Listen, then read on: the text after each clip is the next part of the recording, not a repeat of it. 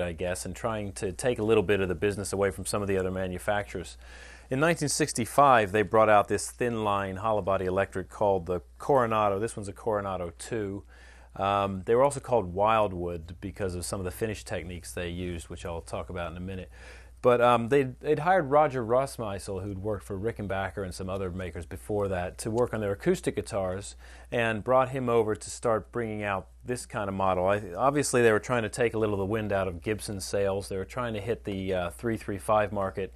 This guitar turns out to be a lot more like an ES330, though. It's got these kind of fat single coil pickups, a fully hollow body, even though it's a thin line.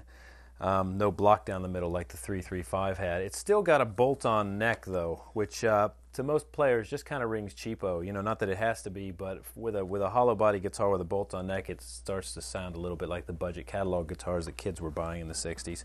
And it's not a fantastic sounding guitar either. You kind of wonder what they had in mind when they did this thing, but you know, it's.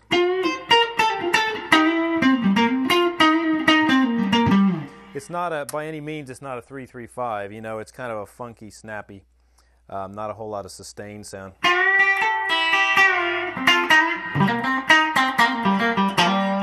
But it can be cool in its own way, but it's just not a great success, and in fact it wasn't in terms of sales. Even going into the 1970s, Fender was under CBS, still throwing some spurs out there, trying to see what they could